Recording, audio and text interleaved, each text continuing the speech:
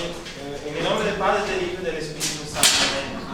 Dios te salve María, llena eres de gracia, el Señor es contigo. Bendita tú eres entre todas las mujeres y bendito es el fruto de tu vientre, Jesús.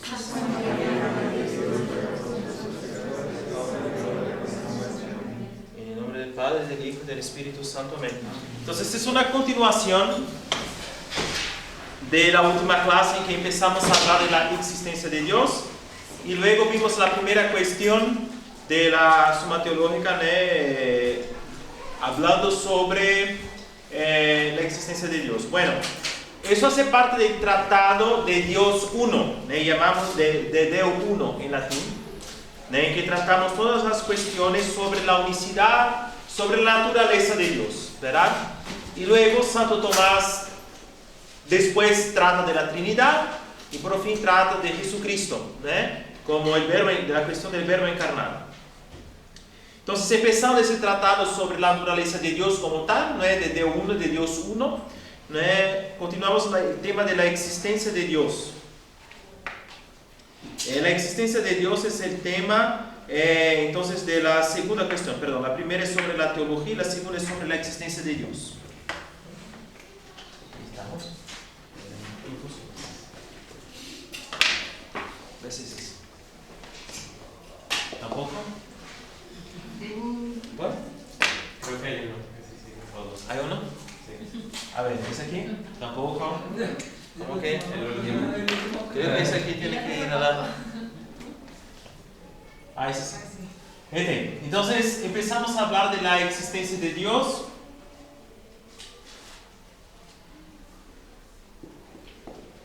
Y vimos las dos primeras cuestiones sobre si la existencia de Dios es conocida por sí misma y la segunda si es demostrable, si podemos demostrar. Bueno, por fin la tercera cuestión es más directa. La tercera cuestión dice: ¿existe o no existe Dios? Entonces, el artículo 3 va a tratar directamente la cuestión de la existencia. ¿Existe o no existe Dios? Pregunta. ¿Ya?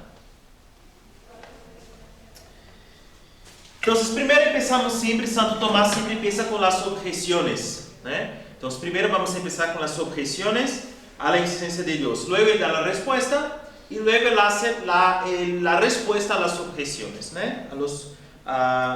Entonces, objeciones por las que parece que Dios no existe. Entonces, él apunta dos objeciones. La primera dice así: si uno de los contrarios es infinito, el otro queda totalmente anulado.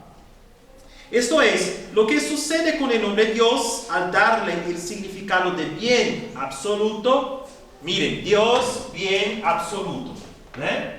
Dios lo entendemos como el bien absoluto.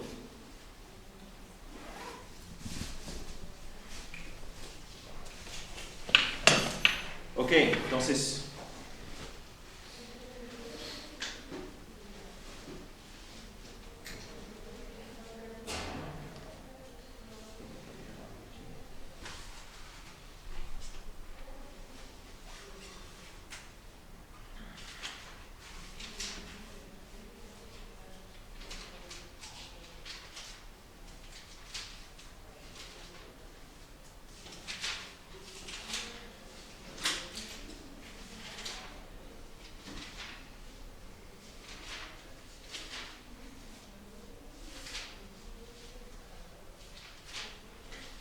Ok, perdón. Entonces, Dios es bien absoluto. Pues, si existiese Dios, no existiría ningún mal.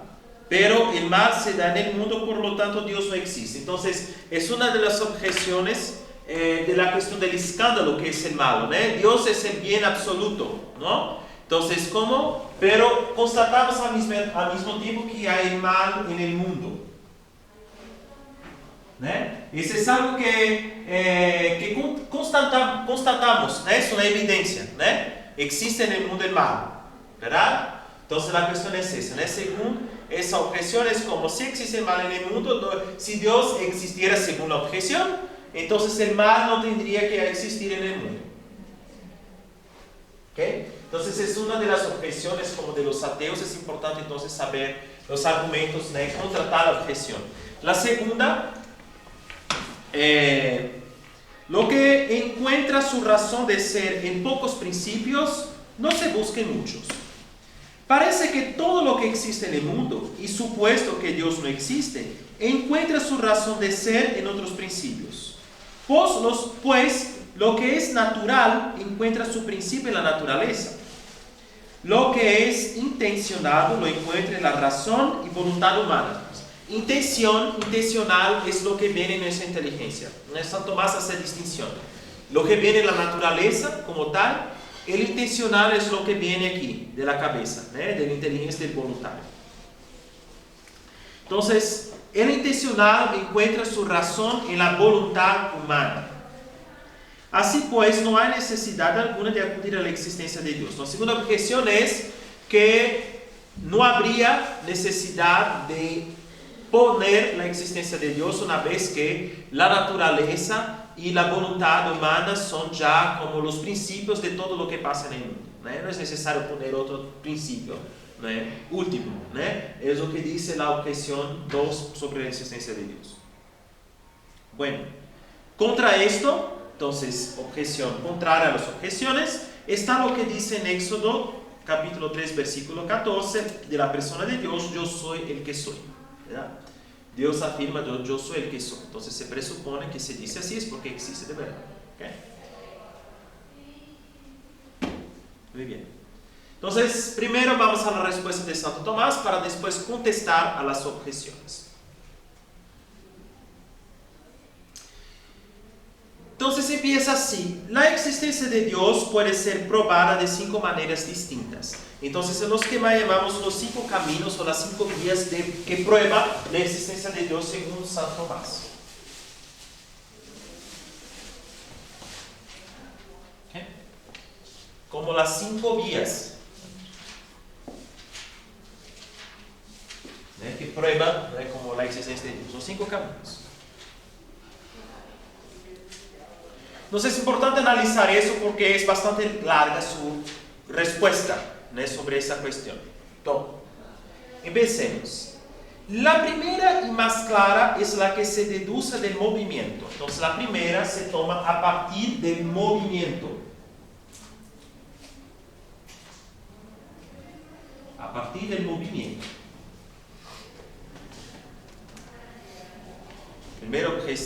Primera vía para probar la esencia de Dios se toma a partir del movimiento. Pues es cierto, y lo perciben los sentidos, que en este mundo hay movimiento, o que las cosas se mueven en este mundo. Entonces, empezamos a partir de algo que es evidente, de una evidencia, ¿no? Entonces, las cosas mueven en el mundo. Se mueven. Lo vemos, ¿verdad? Las cosas se mueven. Lo percibimos con los sentidos. Y todo lo que se mueve es movido por otro. ¿Ok? Entonces, otro principio: todo lo que se mueve es movido por otro. Todo lo que se mueve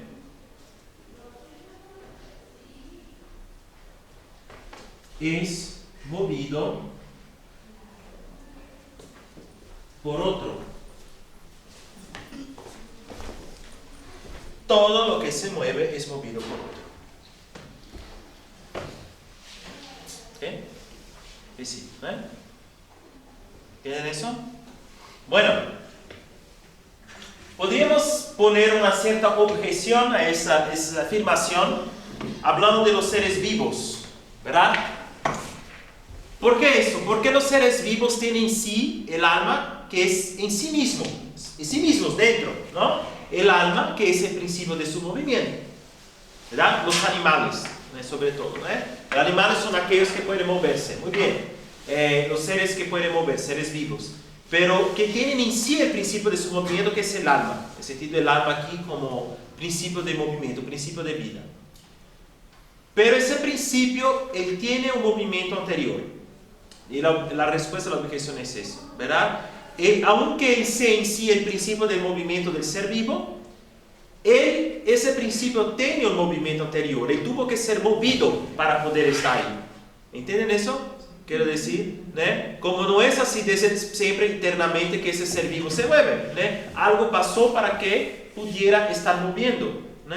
Entonces, si él tiene en sí el principio del movimiento, él tiene un principio de movimiento anterior así, ¿no? Entonces, no vale decir que todo lo que se mueve no se mueve por otro, porque los seres vivos, los animales sobre todo, tienen en sí el principio del movimiento. Muy bien, ellos tienen un principio de movimiento, pero ese principio ya tiene un movimiento anterior que lo impulsionó. Entonces, no vale decir eso, ¿no? ¿Quién le dio el alma? Sí, ¿no? O simplemente el proceso de generación, ¿no? Como, ¿no? de los seres. Entonces, tiene un principio de movimiento, ¿no? Es decir, todo lo que se mueve, algo antes lo movió. Esa es la idea, ¿ok? Algo antes lo movió. Entonces, obviamente que si lanza el movimiento, ¿no? El cuerpo va a continuar, es una cuestión de física, ¿no? Como hasta que otras fuerzas lo paren, ¿no? Como aquí en el caso de la inercia, ¿no? Es una cuestión de física. Pero es necesario un movimiento para que eso se mueva, ¿verdad? Entonces, de hecho, nada se mueve a no ser que en cuanto potencia esté orientado a aquello para lo que se mueve. Entonces, la cuestión del movimiento aquí, entendido, ¿no? En la filosofía aristotélica, ¿no? Que adopta Santo Tomás, es entender el movimiento como potencia siendo reducida al acto. ¿Qué es eso? La potencia va al acto. Imagine que la potencia es lo poder, es el poder de ser algo, o de transformarse, o de convertirse en algo, ¿verdad? Entonces imagine, por ejemplo, que la semilla es un árbol en potencia, porque ella puede tener sí el poder de convertirse con el tiempo en un árbol, ¿verdad? La semilla de un árbol. Ya yo no soy un árbol en potencia porque no puedo convertirme en un árbol, ¿verdad? ¿Sí? ¿Entienden eso? Entonces, existe una potencia. Y el acto es cuando se realiza, ¿verdad? Ese poder cuando se realiza es el acto. Y el movimiento es eso. Es el poder que se realiza. ¿Entienden eso? Es el poder convertirse en algo que se realiza. Entonces, para que algo se mueva es necesario que tenga en sí la potencia de moverse en ese sentido, ¿verdad? Si no tiene en sí esa potencia, ese poder moverse, llegar al acto, pues no hay movimiento, ¿no? ¿Verdad? Es necesario tener ese poder de mover.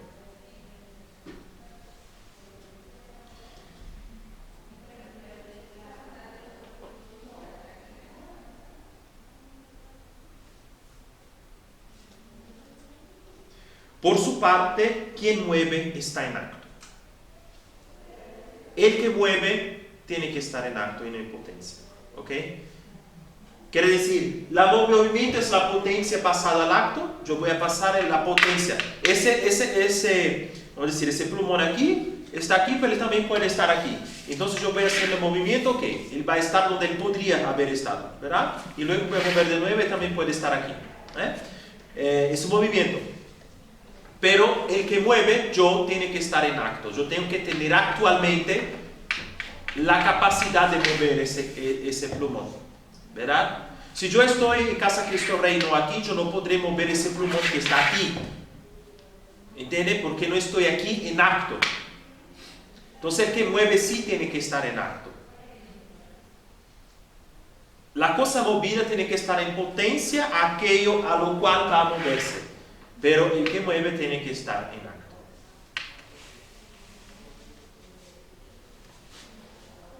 Pues mover no es más que pasar de la potencia al acto. Definición, movimiento es pasar algo de la potencia al acto. ¿Ok?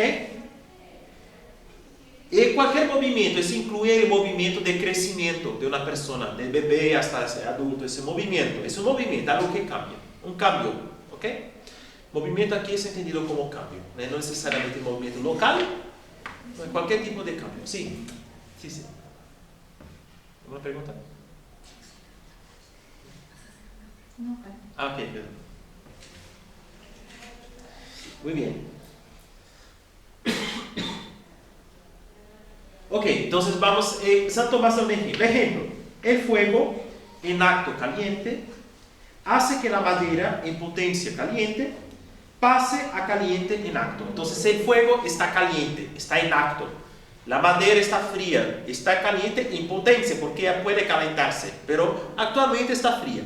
Yo voy a poner fuego a la madera, ¿verdad? El fuego va a calentar la madera, que va a pasar de fría a caliente.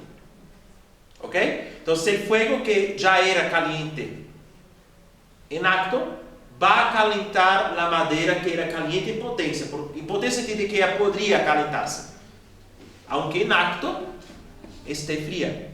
Entonces voy a calentarlo, la madera va a calentarse por el fuego que ya está caliente. El fuego ya está en acto, es caliente en acto. La madera en potencia va a calentar, la madera que estaba fría pasará a ser ahora caliente en acto, que antes no estaba caliente en potencia. De este modo la mueve y cambia el fuego. Pero no es posible que una cosa sea lo mismo simultáneamente en potencia y en acto, solo lo puede ser respecto a algo distinto. Pues aquí es un principio de, como dice, de la no contradicción, o de la pues podemos poner varios principios, la identidad, la no contradicción, como una cosa no puede ser y no ser al mismo tiempo bajo el mismo punto de vista. No puedo decir que la madera está caliente en potencia y en acto al mismo tiempo, no es posible. ¿Ok? O si él está caliente en potencia, quiere decir que todavía no está en sí caliente. Él puede estar caliente. Si yo digo que está en acto es porque ahora está caliente. ¿Sí? La potencia es esa, es el poder convertirse en algo. El acto es el ya, de hecho, aquí está, caliente. ¿Ya?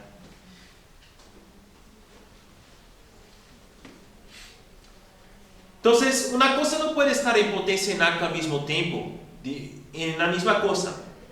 Tiene que ser en algo distinto. Entonces, ejemplo. Lo que es caliente en acto no puede ser al mismo tiempo caliente en potencia, pero sí puede ser en potencia frío.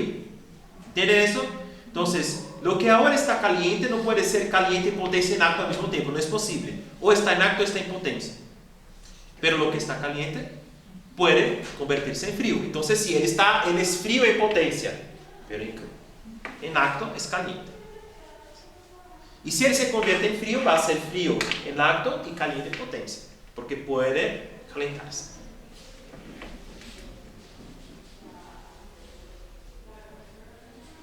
Igualmente, es posible que algo mueva y sea movido al mismo tiempo, o que se mueva a sí mismo. Igualmente es posible que algo mueva y sea movido al mismo tiempo, en el caso de los animales que le he dicho, ¿no? Y que se mueva a sí mismo. El movimiento de mi mano está moviendo al mismo tiempo, también está el plumón. Todo lo que se mueve necesita ser movido por otro, ¿no? Es la conclusión básica. Pero si lo que es movido por otro se mueve, necesita ser movido por otro, y este por otro, etc. ¿Entienden eso? Entonces, eso es movido por otro, que necesita ser movido por otro, que necesita ser movido por otro, y por otro, y por otro, y por otro, y por otro. Entonces, algo puede moverse y al mismo tiempo mover otra cosa. Con mi mano que se mueve, que al mismo tiempo mueve el pulmón. Pero es necesario que una cosa mueva a la otra. Yendo. Ok. Ese proceder no se puede llevar indefinidamente, porque no se llegaría al primero que mueve, y así no habría motor alguno, pues los motores intermedios no mueven más que por ser movidos por el primer motor.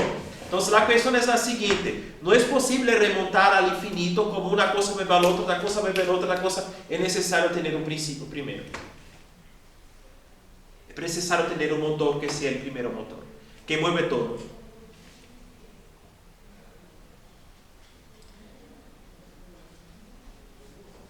Ejemplo, un bastón no mueve nada si no es movido por la mano. Por lo tanto, es necesario llegar a aquel primer motor al que nada mueve. En ese todos reconocen a Dios. Ok, entonces Dios aquí es el primer motor.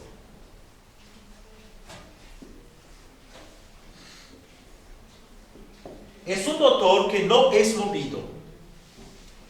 Todos los otros motores son movidos, pero hay un motor principal, el primero, que no puede ser movido, que no es movido, es apenas el principio del movimiento de los otros. Pero que él en sí es inamovible, que no puede cambiar. Es inmóvil.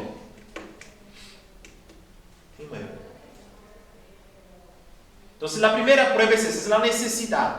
Cuando ve la naturaleza de las cosas que se mueven, y ve ese principio de que todo lo que se mueve es movido por otro, ¿no? No podemos llegar infinitamente a una escala de algo que es movido, que se mueve, y eso al infinito. Es necesario llegar a un punto en que empieza la historia, ¿verdad? Es necesario llegar a un punto. Es el punto aquí de algo que es tan perfecto que no se mueve, pero que sí es el principio del movimiento de todo. Pues es Dios. Dios es el primer motor. Entonces la primera prueba de la existencia de Dios es eso. El mundo con el movimiento tal cual existe no puede existir si no hay un principio, un primer motor. Obviamente que esa prueba de la existencia de Dios prueba a Dios como primer principio del movimiento. Aquí no estamos probando todo lo que dice respecto a Dios, porque el conocimiento de Dios también se da por la fe, ¿verdad? Como la Trinidad, como la Encarnación, es algo que podemos probar por la pura razón. Eso sí, de que es necesario afirmar un primer principio. Si ven, los primeros irreligiosos eran los deístas, ¿no? Como el movimiento de la Revolución Francesa, etc., como de la pre-Revolución Francesa, empezaron a aparecer los irreligiosos. Y en principio ellos no eran ateístas, eran deístas. ¿Qué es un deísta, no? Entonces él cree que sí hay un Dios, que es principio, causa de todo, pero que después de haber creado la creación, pues se queda por sí mismo. Entonces no interviene en nada, no tiene ningún sentido de rezar a Dios, de hacer nada. Pues hay un Dios que es el primer principio, pero después de todo la naturaleza se va por sí misma. Y ya, ¿verdad? Era lo que decían los deístas. Entonces no es decir no hay Dios. ¿Y por qué eso? Porque es necesario hacer una violencia a la propia razón humana para afirmar con toda claridad pues que no hay ese primer principio del mundo, ¿verdad? Bueno, si la persona no cree en Jesucristo, no cree no sé qué en la Virgen María, pues es un problema de fe.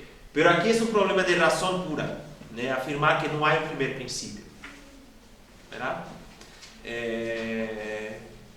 Pues en general las personas que dicen que no creen en Dios es más porque les conviene, es como un juego decir así, pues si Dios no existiera, entonces, si Dios existe, entonces no todo está permitido, ¿no? Es un poco de la cuestión de la moral, ¿verdad? Es decir, pues si Dios existe, entonces hay consecuencias de eso, ¿no?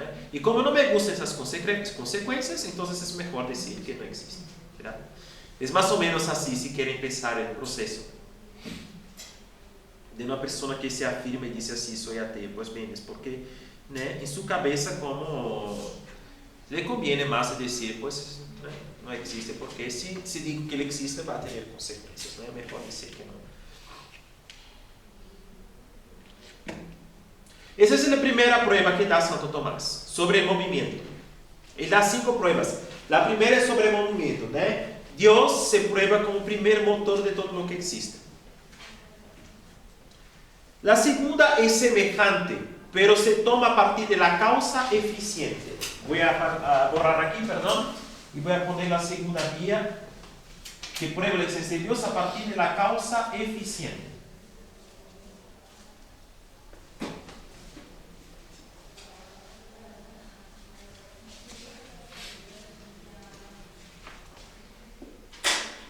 La causa eficiente.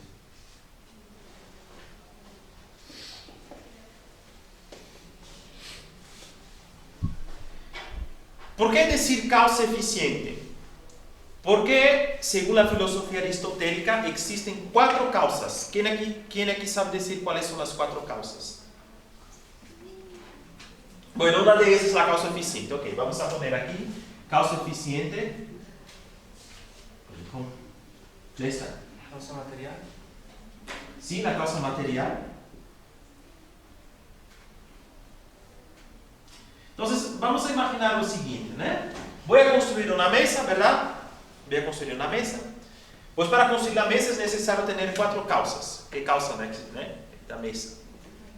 Pues la causa material, obviamente. ¿De qué voy a hacer la mesa? Pues es necesario tener la materia. La madera, no sé, el acero, el hierro, lo que sea. Pero es necesario tener una materia. Es la causa material. ¿Verdad? Causa material. ¿Qué otra causa hay? Intelectual es como eficiente. O sea, ideal como la idea. No, porque no todas las cosas son intelectuales. Imaginen el movimiento de la naturaleza. No hay, bueno, la inteligencia de Dios como suprema, pero el movimiento como tal próximo no es por una inteligencia. El movimiento del viento, no sé, de las mareas, no es una inteligencia que está, pero sí hay 4 causas en todo caso. Formal. La formal, muy bien. Si hablo de material, pues habla aquí formal. El final. Muy bien, formal. La final yo pongo aquí porque es la primera de las causas. Entonces, formal obviamente que puede hacer una mesa, pues es necesario tener la forma de la mesa, ¿verdad? No es solamente la madera como tal, aquí un bloque de madera, bueno, aquí, ¿no? Vamos a hacer la forma de la mesa, ¿no? Como así, ¿no? Esa forma también lo llamamos a veces ejemplar, ¿no? La forma ejemplar. Es como el ejemplo, ¿no? Piensa en mi cabeza, no sé, la forma, ¿no? Eso va a llegar a... Bueno, la causa final obviamente que todo lo que se mueve para un objetivo, ¿no? Hay un objetivo, ¿verdad? Es una perfección que se quiere alcanzar, que se quiere atingir y por eso es la causa que mueve todo. Sin motivo las cosas no existe movimiento, entonces el movimiento, la causa final. Pues la causa eficiente es el agente, es aquel que realiza el movimiento. El que realiza el movimiento es el agente, pues es la causa eficiente. ¿Quién va a construir la mesa? Yo voy a construir la mesa. Soy la causa eficiente de la mesa. ¿Okay? El que construye.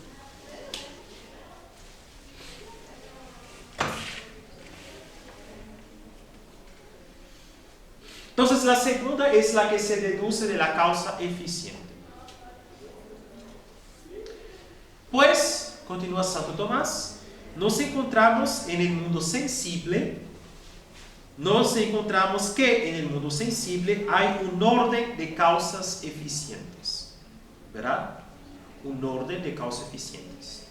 Yo soy la causa eficiente de ese movimiento y al mismo tiempo tengo yo causas eficientes. Por ejemplo, mis papás. Para que estuviera aquí, pues son causas eficientes de mi existencia. Por ejemplo, ¿no? Causa eficiente.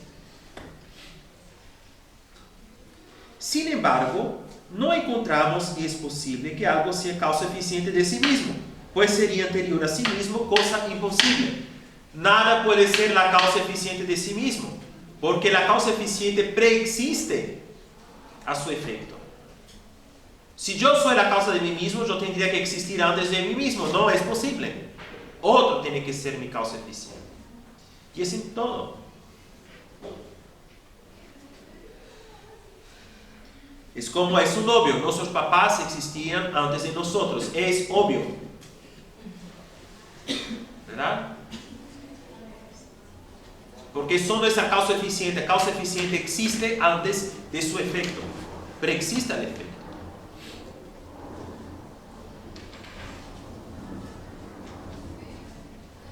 En las causas eficientes no es posible proceder indefinidamente, porque en todas las causas eficientes hay orden.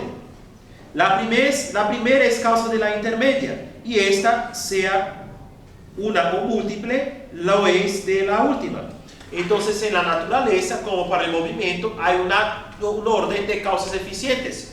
Yo fui la causa de tal cosa, de ese movimiento, o yo tuve una causa eficiente, etcétera, etcétera, etcétera. Y así vamos, como el movimiento, remontando. Una cosa fue causa del otro, que fue causa del otro, que fue causa del otro, etc.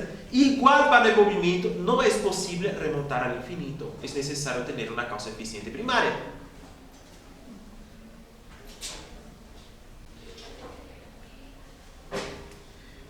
Puesto que si se quita la causa, desaparece el efecto. Sin causa no hay efecto. Efecto tiene que tener causa. Si en el orden de las causas eficientes no existiera la primera, no se daría tampoco ni la última ni la intermedia. Quiere decir, es necesario tener una causa eficiente primaria para que las causas eficientes que existen lo sean.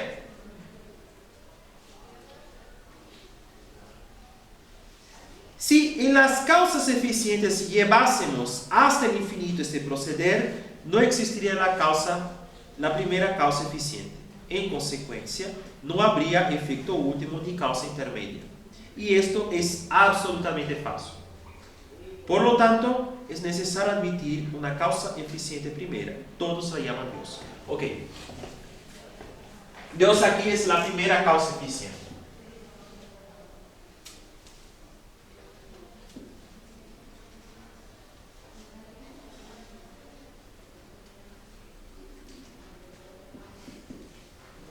La primera causa eficiente.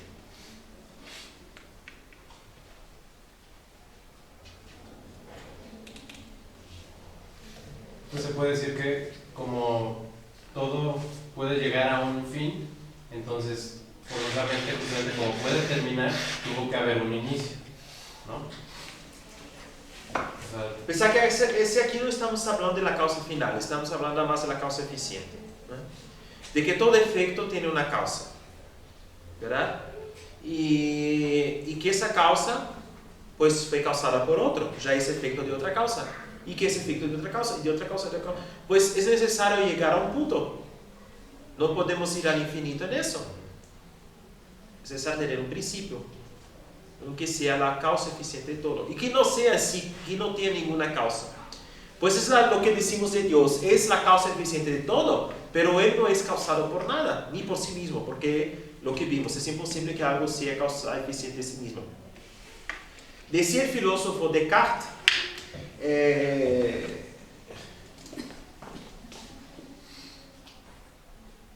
Descartes decía que Dios era causa de sí mismo.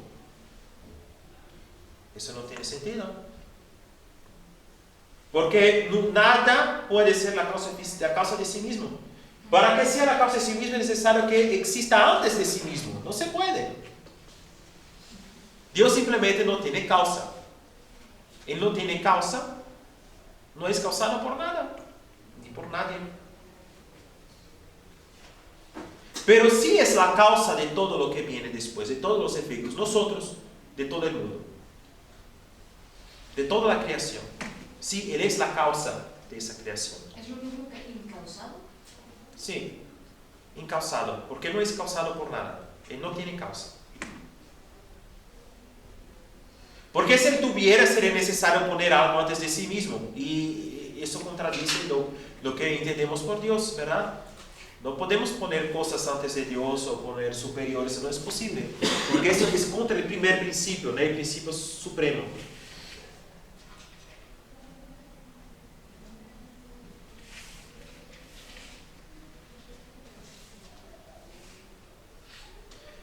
Bueno, a partir de la tercera vía existe una discusión entre los filósofos, sí, y los tomistas, sí, estos caminos, estas vías para probar la existencia de Dios, lo prueban como la primera y la segunda de manera perfectamente, ¿cómo se puede decir? De manera perfectamente racional.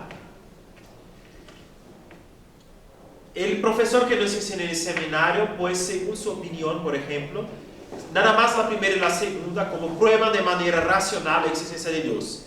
Las otras son pruebas de conveniencia. Conviene que Dios existe, pero no quiere decir, según él, que es una prueba como racional como tal, puramente racional, y que implica una necesidad. Esas dos primeras sí. El movimiento de la causa eficiente es infalible, como no es posible, es irracional decir que Dios no existe, ¿no?, a partir de esas dos pruebas.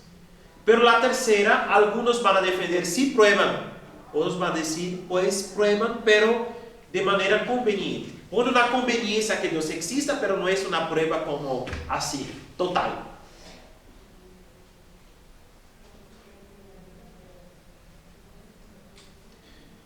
La tercera es la que se deduce a partir de lo posible de lo necesario.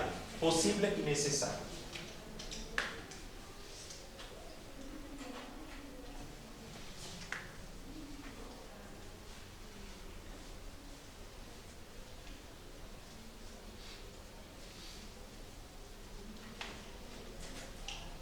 Entonces, es la que se deduce a partir de lo posible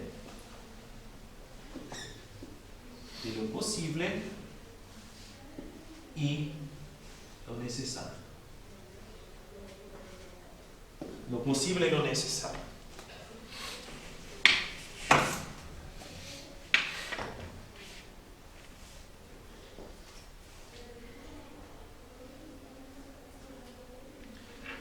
Entonces, y dice, encontramos que las cosas pueden existir o no existir, pues pueden ser producidas o destruidas, y consecuentemente es posible que existan o que no existan las cosas en el mundo. Pues es verdad, yo estoy aquí, el día que muera, pues eso no va a hacer el mundo acabar, pues el mundo va a continuar. ¿Verdad? Quiere decir, pues las cosas en el mundo pueden estar ahí o pueden ser destruidas. No tiene una necesidad de que existan. ¿Verdad? ¿Entiendes lo que quiere decir eso? Pueden ser o pueden no ser. No tienen en sí una necesidad. No es posible que no existan. No es posible. Es posible. Todo lo que hay en el mundo puede corromperse, puede ser destruido.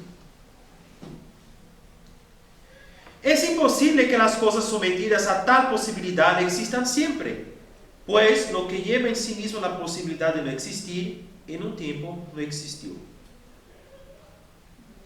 ¿Okay? Todo lo que tiene en sí la posibilidad de no existir, en un tiempo no existió. ¿Y puede que ahorita sí? ¿Ah? ¿Cómo? Perdón. Todo lo que no existió, no existió, pero puede que ahorita sí exista o no. Puede que sí o porque Puede que sí o puede que no, sí. Como todo lo que puede existir, todo lo que existe. Imagina las cosas que existen en el mundo, pero son cosas que existen, pero que podrían no haber existido. En un momento esas cosas no existían. En un momento eso no existía. Quiero decir. Hubo un momento en que no existía. Nosotros hubo un momento en que no existíamos. Hubo un momento. Sí, pero eso es lo que ellos dirían como el Big Bang, ¿no? De repente no existía, de repente fue todo. Sí. Pues, sí, o cualquier otra teoría que pueda entrar. Pues el principio de San Tomás es más en el sentido de decir, pues, es como decir, si la única cosa que realmente él va a concluir eso, ¿no?, que siempre existió, es Dios. Es la única cosa que realmente no puede no existir. Todo lo demás sí podría no existir. Y hubo un momento en que de hecho no existió. En un principio. Padre, essas outras causas são necessárias de fé? As 3 últimas causas? Quais? As As duas ou a terceira? porque as duas primeiras são racionais, as outras são necessárias. Não. É necessário afirmar que a existência de Deus pode ser provada. Mas a fé não obriga a dizer que esse é o caminho. Então, para resumir aqui em espanhol, es que es necesario afirmar por la fe que la existencia de Dios sí es probable, es probada, Pero el dogma de la fe no dice que ese es el camino que prueba la existencia de Dios, el dogma. Entonces no es una herejía como tal, aunque sea un error grave, decir que esas dos primeras vías no prueban la existencia de Dios. ¿Ok? Porque la fe dice sí que podemos probar la existencia de Dios por la razón, pero no dice que ese es el camino que se prueba. ¿Me explico? Bueno, pero ¿por qué esa, según el profesor de filosofía que tuvimos en el seminario, por qué según él, esa tercera vía no prueba en absoluto la existencia de Dios? Es que, y ahí va el punto que acaba de decir, la fe nos enseña sí que el mundo tuvo un principio que no existió desde siempre, pero no es algo que podemos probar con la razón. Aristóteles, por ejemplo, creía que el mundo existió desde siempre, y no es un absurdo intelectual creerlo, aunque sea contra la fe. De punto de vista puramente intelectual, puramente racional, no es un absurdo. ¿Entienden eso? Entonces, esa tercera vía presupone que la persona entiende que el mundo tuvo un origen y que no existió desde siempre.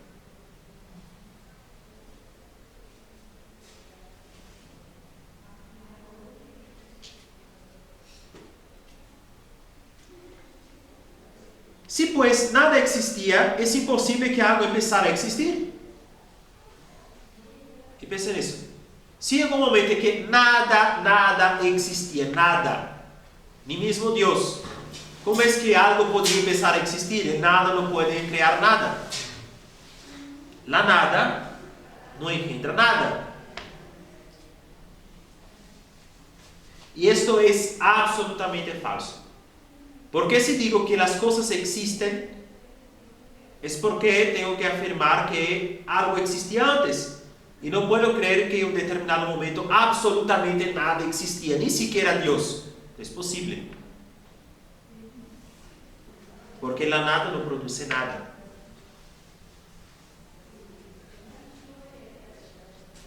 Luego, no todos los seres son solo posibilidad, sino que es preciso algún ser necesario.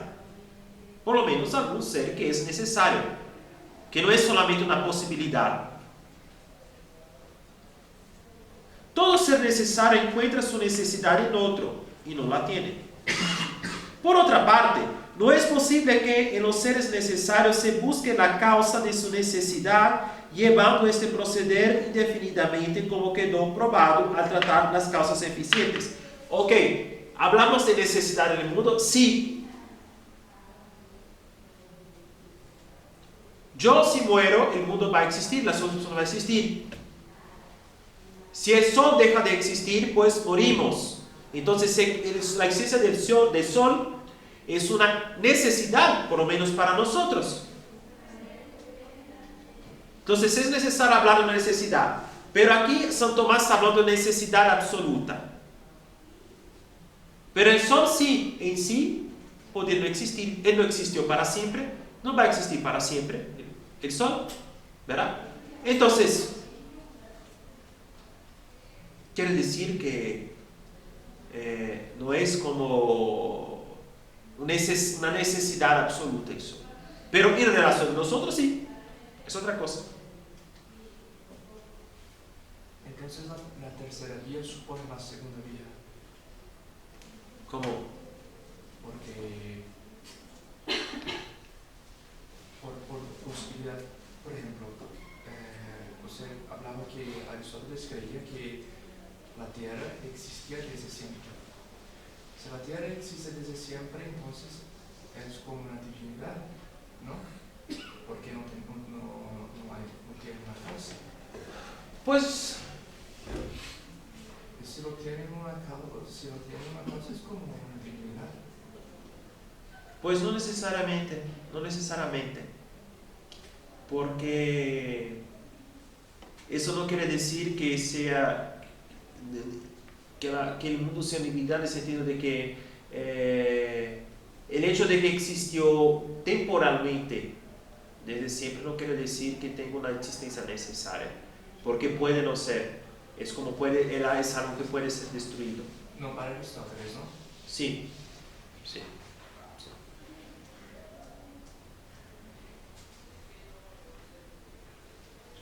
Entonces, la tercera causa supone que necesariamente hay una causa primaria. Porque si no hay una causa primaria no se puede suponer Sí. la tercera vía. Sí. Pero aquí estamos hablando de la cuestión de temporal, nada más. De la existencia temporal.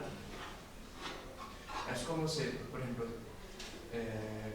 todo lo que hay pues, podría no existir porque en algún tiempo no existía. Todo Pero, sí. bueno, podemos discutir desde el punto de vista filosófico, y ese es el punto de que quizás lleva a la reflexión. Yo no soy un filósofo, así que no me atrevo a poner opiniones personales en cosas así muy complicadas. Pero es verdad lo que está diciendo, es importante, es una reflexión en el sentido de decir, pues, Aristóteles creía que el mundo existía para siempre. Y podemos pensar, ¿es realmente racional lo que está diciendo Aristóteles? ¿O no? Podemos pensar en eso. Apenas restringiendo a la tercera vía. Se digo que Dios no conviene decir que Dios no existe porque es razonable suponer que hay una causa primaria. Y si hay una causa primaria, una causa incausada, solo para saber si estoy entendiendo. Sí. O sea, contradice la primera y la segunda vía, es lo que dices, ¿no? Sí, porque todas las cosas que existen podrían no existir, todavía Dios es necesario para existir, para que las otras cosas también existan. Es porque Dios está fuera del tiempo, ¿no? Ja, Porque el tiempo es cambio de una cosa que es separado, ¿no? Sí. Pues es una diferencia hablar de un tiempo que siempre existió y de hablar de una ausencia de tiempo, porque ahí Dios ya entra en otra categoría. La eternidad de Dios es otra cosa, no es un tiempo que va a durar. Por ejemplo, podemos creer que nosotros vamos a existir para siempre, ¿verdad? Y lo creemos. Pero no quiere decir que vamos a estar fuera del tiempo. Ese es Dios. Que está fuera del tiempo es Dios, nosotros no. Puede ser un tiempo que siempre continúa, que nunca acabe. Eu acho que queria dizer o seguinte: todas as coisas elas vão ter ali uma causa primária, uma causa primeira. É racional pensar isso daí. Sí. E todas essas coisas realmente elas poderiam não existir, no entanto elas existem. Porque Deus é ato puro, né? Sim.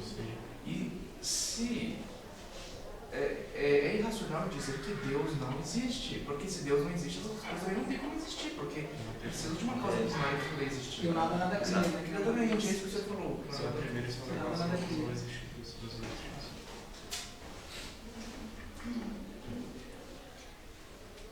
Pero sí, es una cuestión filosófica y no quiero entrar en todo.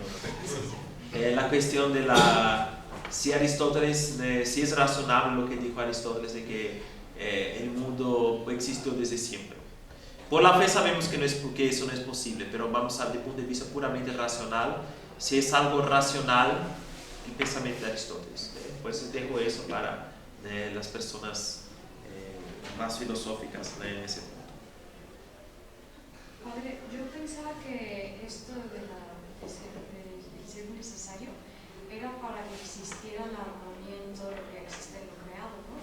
Y siguiera sus reglas de naturaleza y de todo. Eso existirá una otra vía que habla de eso, pero aquí es más de que armonía, es el sentido de que para que existan, ¿no? Es algo más serio, ¿no? No es solamente para que estén en orden, sino para que existan para que puedan existir, ¿no? Es algo así.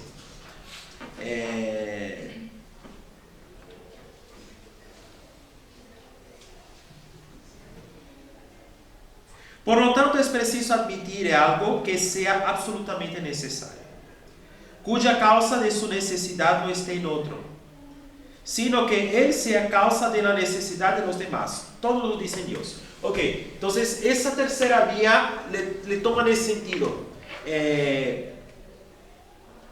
De que entonces es necesario afirmar una necesidad primaria en sí, ¿no? La causa de la necesidad, aquí entra un poco la cuestión de la causa también, ¿no? La causalidad, ¿no? Que toma la necesidad de los otros. Yo sí creo que la tercera vía prueba, por lo menos la tercera prueba racionalmente, yo sí creo.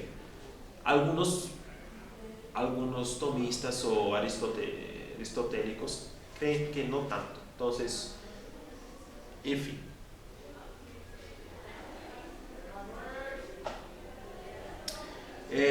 Dios ahí es en el sentido de que es una necesidad, es el único ser necesario que nunca podría haber existido y que es necesario que los seres necesarios en el mundo tengan una necesidad del otro, una necesidad de otro, una necesidad que toma del otro y es necesario tomar esa necesidad de un ser que es necesario por sí mismo, que es Dios, que es el único que es absolutamente necesario.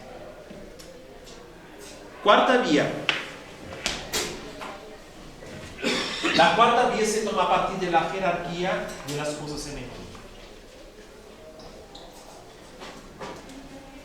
A partir de la jerarquía.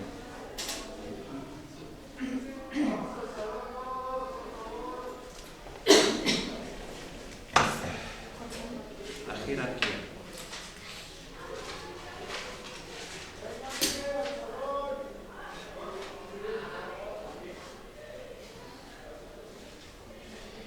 La cuarta se deduce de la jerarquía de valores que encontramos en las cosas. Pues nos encontramos que la bondad, la veracidad, la nobleza y otros valores se dan en las cosas. Okay. En las cosas encontramos los valores de veracidad, de nobleza, de bondad, de lo que sea. En unas más y en otras menos. ¿Verdad? Por este más y este menos, se dice de las cosas en cuanto que se aproximan más o menos a lo máximo. Es como decir la idea de lo máximo, y que las cosas son más o menos buenas en cuanto se aproximan de un máximo de bondad, o de un máximo de no sé qué.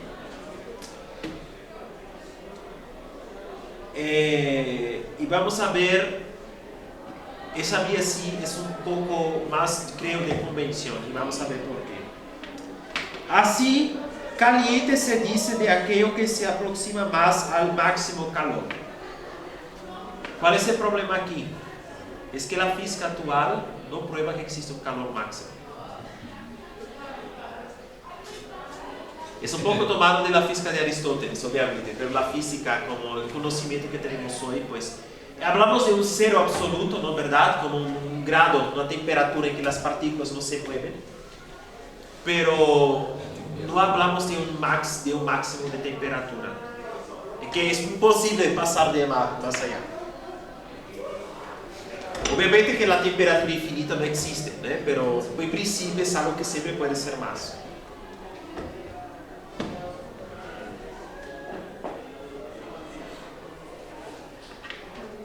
Vale, yo no entendí eso, o sea, la física que dice respecto al calor.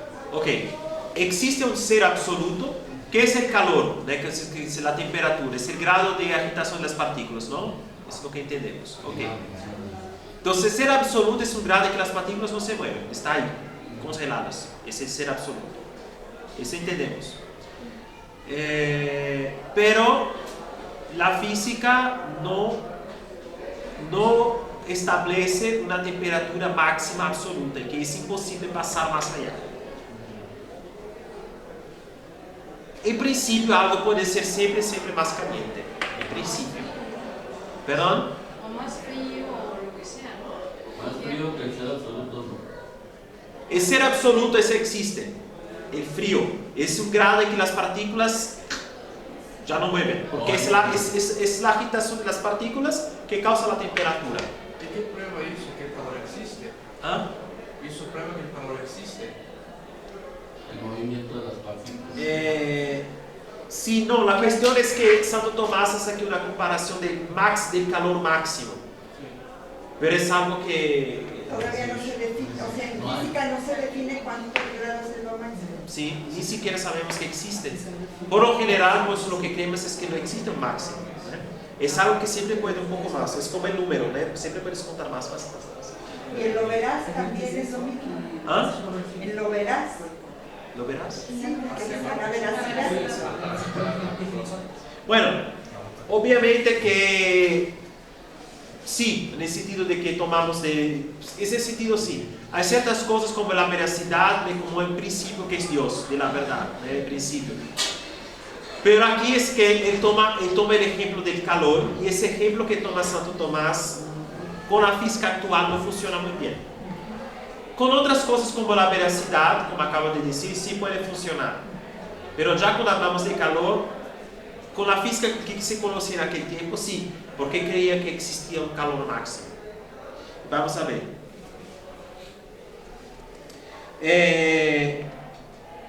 Y en consecuencias máximas, ¿qué va a decir? Muy bueno. Hay algo, por tanto, que es muy veraz, muy bueno, muy noble, y en consecuencia es el máximo ser. Pues las cosas que son sumamente verdaderas son seres máximos, como se dice en el segundo libro de la Metafísica, de Aristóteles. Como quiera que en cualquier género algo sea lo máximo, se convierte en causa de lo que pertenece a tal género. Así el fuego, que es el máximo calor, es que creía que el fuego era un elemento, era uno como de los 5, ¿no? Algo así, de elementos de creación. Bueno, hoy es más complejo que eso, ¿no? El fuego no es como el principio como una partícula principal, no sé, no es así. Ok. Es causa de todos los calores, como se explica en el mismo libro. Del mismo modo, hay algo que en todos los seres es causa de su existir, de su bondad, de cualquier otra perfección, le llamamos Dios. Ok. Si lo tomamos a partir de la bondad, de la veracidad, no sé qué, eso sí podemos decir es Dios como, es el fundamento de todo eso, ¿no? Y que toda bondad es algo que viene de Dios, ¿no? Es una participación de su veracidad, de su bondad, etc. Ok. Pero ese ejemplo que da Santo Tomás del fuego, pues es un poco caduco. Sobre todo porque él pone el fuego como siendo el calor máximo. El fuego no es solo. En fin, no es ni siquiera un elemento, ¿no? Así como naturaleza. Pero así creía Aristóteles, así creía en el tiempo de Santo Tomás. El fuego, el aire, como la tierra, eran como los elementos. Eso es el que Descartes hablaba sobre las perfecciones en relación a Dios. La bondad, una veracidad. ¿Descartes? No. Yo no soy especialista en Descartes para afirmar eso, no negar. Entonces, sí, es algo que está fuera de mi fuente de conocimiento. Estudié Descartes siempre, no tan profundo.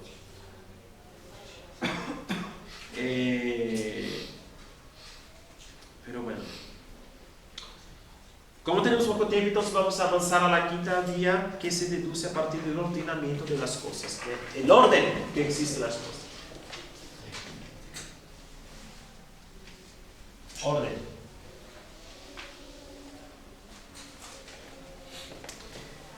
Bueno, esta prueba sí es una prueba creo que es necesario decir, o que es una prueba de conveniencia más que todo.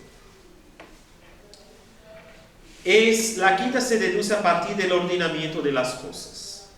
Pues vemos que hay cosas que no tienen conocimiento, como son los cuerpos naturales, y que obran por un fin. ¿Okay? Son las cosas del mundo, los seres inanimados, pues no tienen conocimiento de nada, pero obran en dirección a un fin, ¿verdad? Llegan a un fin, como, no sé, siguen el movimiento, ¿no? En relación, en dirección, hacia un fin. Eso se puede comprobar observando cómo siempre o a menudo obran igual para conseguir lo mejor. Como el comportamiento de las cosas en la naturaleza. De donde se deduce que para alcanzar su objetivo no obran al azar, sino intencionadamente. Quiere decir, hay un orden en las cosas, incluso en los seres que no tienen inteligencia, que obran, que hacen su movimiento por su naturaleza, así, y hacen siempre lo mismo, como sigue su movimiento, la tierra que se mueve, el sol, no sé, los astros, y se mueven, y la tierra no piensa, el sol tampoco, y están moviéndose, ¿no? Como tiene un movimiento, tiene un objetivo, como algo, ¿no? que se realiza. Las cosas que no tienen conocimiento no tienden al fin sin ser dirigidas por alguien con conocimiento e inteligencia, como la flecha por el arquero.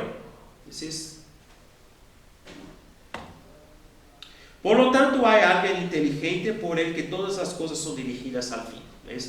Santo Tomás va a decir que es necesario poner una inteligencia superior que puede mover todo. No puede ser el hombre, porque el hombre, bueno, no es como el que guía toda la naturaleza, ¿no? Pero la naturaleza funciona de manera como sin inteligencia, simplemente, ¿no? Así, sigue su movimiento. Pues es necesario tener un ser inteligente que guíe ese movimiento, según él. Pues ese ser de Dios, eso es más fácil de comprender, ¿no?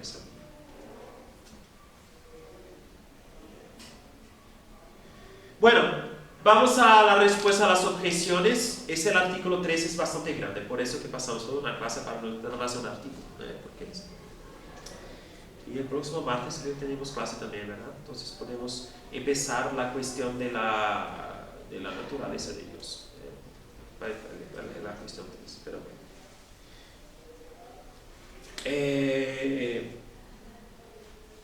La primera objeción le decía que en el mundo Dios no podría existir porque Dios es solo bien y en el mundo hay el mal. Entonces existe el mal, es como una contra, es algo que se opone a la existencia de Dios.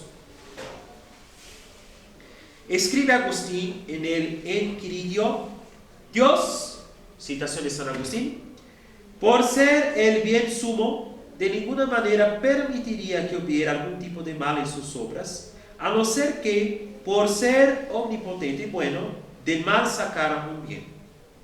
Esto pertenece a la infinita bondad de Dios, que puede permitir el mal para sacar de él un bien.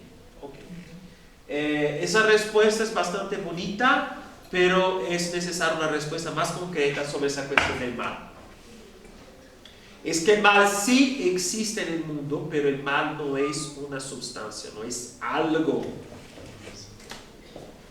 Mal es diferente de sustancia.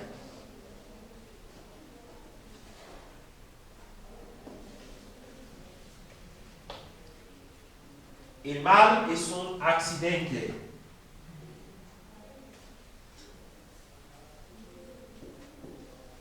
¿Ok? ¿Qué es la sustancia? Ok, el pizarrón aquí es una sustancia, ¿ok? ¿Qué es un accidente? Ok, el color blanco, las características, no sé qué, etcétera, es un accidente. Okay. Entonces, el mal sí existe en el mundo, pero existe en el nivel de accidente. Existe en algo que en sí es bueno. Es la ausencia de un bien debido a tal criatura. ¿Ok? Entonces, imagine que tenemos un hueco, como un agujero. Imagine. Aquí en la tierra y hay un agujero, ¿verdad? El agujero es la ausencia de tierra que tenía que existir aquí. Vamos a imaginar que el agujero es humano, ¿ok? Pero el puro agujero no puede existir. ¿Verdad que sí? ¿Verdad que no? El puro agujero puede existir, no es necesario tener algo, ¿verdad? Imagina un queso lleno de huecos así, pues el puro hueco no puede existir, es necesario tener algo, etc. Entonces, el mal no es una sustancia, es la ausencia de algo que tenía que estar ahí, de una parte, como de un accidente. Es accidental. Entonces, pero la bondad sí existe, la bondad suprema. ¿Por qué la existencia del mal no contrapone la existencia de Dios? Porque la existencia de Dios es un bien supremo, pero el mal no es algo supremo. El mal absoluto no existe. Es la ausencia de algo que tenía que existir en algo que existe, que es bien en sí. Ni podemos decir que el demonio es el mal absoluto. ¿Por qué no? ¿Ah? Porque existe. El ser de Dios. Pues el hecho de que existir, ese es un bien, ¿verdad? La existencia en sí es un bien. Pero el demonio no es absoluto como Dios. No. Pero en ese sentido también de decir como una cosa, lo que hay de malo en el demonio es un problema de la rectitud de su voluntad. El mal moral es nuestra voluntad que le falta una rectitud, le falta un bien que está mal direccionada. Es la voluntad. El pecado está en la voluntad. El mal moral, el pecado está en la voluntad que está mal direccionada. Y el pecado del demonio es una voluntad que está mal direccionada, que tenía que estar direccionada a Dios, pero no está. Es su voluntad que está ahí, que es un problema. ¿Entienden? Es un problema en su voluntad. El problema no está en todo su ser. Porque todo su ser, como toda criatura, fue hecho por Dios y todo lo que Dios creó es bueno. Pero un accidente sí puede estar malo. Entonces cuando pecamos, el pecado sí no está en Dios, pero es un problema de la rectitud de nuestra voluntad que no está correcta. Nuestro ser no es malo porque Dios no crea nada malo, ¿verdad? Eso ya se contrapone a lo que decían los gnósticos, que decían que no, que el mundo material es algo malo, es el malo, ¿verdad? Es lo que decían los maniqueístas, ¿no? Pues eso no es posible, Dios no puede crear algo malo, ¿verdad? Entonces, para decir, pues sí, el bien supremo existe, es Dios, pues no existe el más supremo, por eso es que no se contrapone a Dios. El mal es nada más un accidente, algo que tenía que estar en una sustancia que no está, en la ausencia de algo bueno. Y la ausencia, la pura ausencia no puede existir. La ausencia es siempre la ausencia de algo, ¿verdad? Entonces el puro mal no puede existir. Es la ausencia de algo que existe.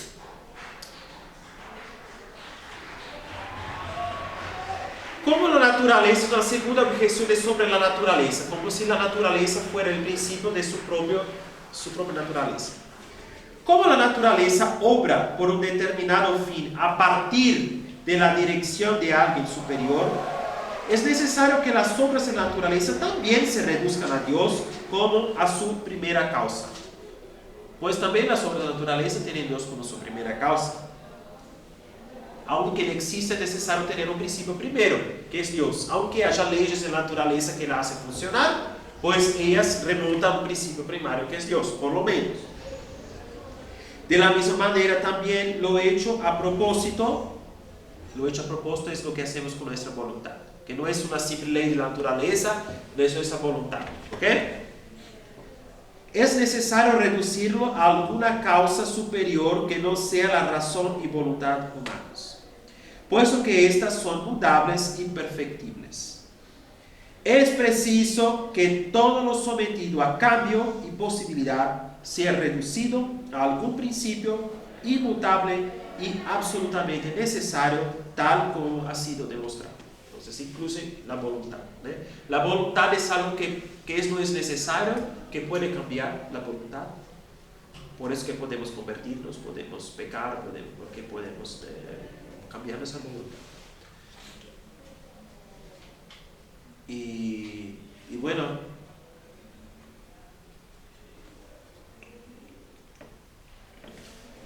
entonces aquí es como el fin del artículo 3. Pues en el próximo martes podemos empezar a hablar de la simplicidad de Dios. Es el objeto del tercero, la simplicidad de Dios. Porque la simplicidad es algo que implica cuando decimos que Dios es único. Único quiere decir es simple, no es compuesto, no tiene partes. Como dijo Santo Tomás, no podemos afirmar con toda clareza y decir lo que es Dios. Podemos más bien decir lo que no es, como negar de Dios todo tipo de imperfección. Y lo que va a hacer a partir de la cuestión 3 de la suma, es, hablando de la unicidad de Dios, de eliminar de Dios todo tipo de imperfección que encontramos en el mundo. Eso no conviene a Dios, esa imperfección no conviene, etc. Para que afirmemos así su perfección absoluta. Entonces, pensando en la simplicidad, la unicidad de Dios. Dios es único, es todo simple, no es compuesto por partes y tenemos que a los poquitos, según la Santa Teológica, va a los poquitos negando cada una de la imperfección en Dios, ¿verdad? Empezando por la corporeidad, decir que Dios no es un cuerpo, que no es eso, que no es eso. Pero por hoy nos quedamos aquí en esa cuestión de la existencia de Dios, sabiendo que sí, la existencia de Dios es algo que puede ser probado, es una verdad de fe, que podemos probar la existencia de Dios por la razón, aunque la fe como tal no determina el método correcto de probar la existencia de Dios. Sería un error, sin embargo, decir que por lo menos los tres primeros caminos de Santo Tomás no están correctos. La existencia de Dios se prueba a partir de la cuestión de la causalidad, de la causa, las causas en el mundo. El mundo necesita una causa primaria. El mundo tal cual existe no puede existir si no tiene un principio primero, no tiene una causa primera. Y es este el punto que dice que prueba la existencia de Dios. Dios no puede no existir porque si no existe, el mundo tampoco tenía que existir.